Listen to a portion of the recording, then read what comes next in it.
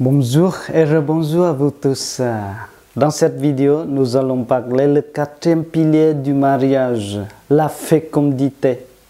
Dès au commencement, Dieu nous a dit dans la Genèse, « Soyons féconds, multipliez-vous, remplissez la terre et soumettez-la. » Le prêtre vous demandera lorsque la célébration du mariage, dans le foyer que vous allez fonder, acceptez-vous la responsabilité d'époux et de parents. La parole donnée crée la vie en introduisant la notion de procréation, d'éducation des enfants et d'ouverture vers les autres, c'est-à-dire donner vie. Je l'aime, il m'aime. Tous les deux, nous sommes amoureux. On reste enfermé sur nous-mêmes? Non, il faut s'ouvrir. Aimer, cela veut dire donner vie. Comment? Tous les deux, nous désirons avoir des enfants, leur donner naissance, les élever, leur donner la foi. Et aussi, tous les deux, donner de l'amour. Accueillir plusieurs enfants, c'est comme des cadeaux magnifiques que Dieu nous donne. Deuxième chose, si nous ne pouvions pas avoir d'enfants, cela peut arriver. On peut donner vie d'autres manières. Par exemple, accueillir d'autres personnes, échanger, les écouter. Si on voit d'autres personnes que l'on a besoin, à qui il manque quelque chose, on peut leur donner de l'argent, du temps et partager différentes choses. Par exemple, des personnes malades, âgées, en prison, isolées, aller les visiter. Et aussi, on peut participer à des associations pour aider des personnes pauvres. Vous voyez, il y a beaucoup de manières différentes de donner vie, de partager votre amour, de le diffuser. Le chrétien se marie en fonder une famille, avoir des enfants et transmettre le don de la vie. C'est une des responsabilités du mariage que de s'engager à devenir un jour parent et à inculquer aux enfants qui arriveront les valeurs et qui sont les nôtres.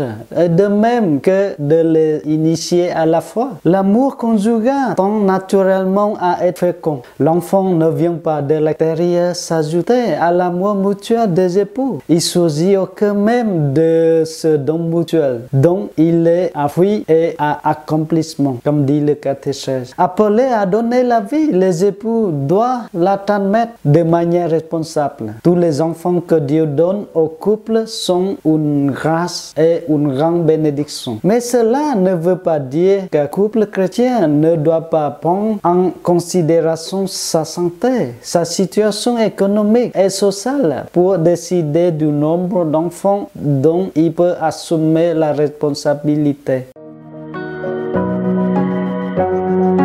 Connaître et respecter le temps du cycle féminin, où environ une semaine par mois, la femme est féconde, oblige en effet à avoir un dialogue conjugal sincère renouvelé, une maîtrise de soi, un respect réciproque, une responsabilité commune. La communion des cœurs prépare alors la communion des corps, en poussant les époux à trouver d'autres façons que l'union sexuelle pour se montrer affection et tendresse, et favorise une langue corporelle plus riche. Et saines permettent que l'union sexuelle ne soit séparée de ce qu'elle porte en propre, la capacité à donner la vie. Vous vous engagez à accepter vos futures responsabilités de parents, à vous ouvrir aux autres, à inculquer les valeurs d'humilité et de générosité à vos enfants, à les accueillir avec amour. Le thème fécondité n'est pas restrictif, c'est-à-dire qu'il ne s'agit pas exclusivement de la reproduction. Même si faire des enfants fait partie de cette fécondité est réellement important dans le mariage catholique, le thème fécondité ne s'arrête pas là. La fécondité, c'est plus largement faire germer l'amour et la générosité. La question à se poser dans ce sujet, vous pouvez poser à vous-même des questions entre vous. Ai-je envie d'avoir des enfants avec toi? Suis-je prêt à les accueillir? Nous sommes prêts à accueillir un enfant différent, handicapé ou malade. Quels sont nos points de vue sur la contraception, l'avortement, l'adoption, etc. Quelles valeurs transmettre à nos enfants? Comment parler de notre vie sexuelle? Et si nous n'en sommes pas satisfaits, comment améliorer les choses? Et sur d'autres formes de fécondité. Sommes-nous assez ouverts vers les autres? Comment être plus généreux dans nos vies? Sommes-nous un modèle d'amour pour nos proches?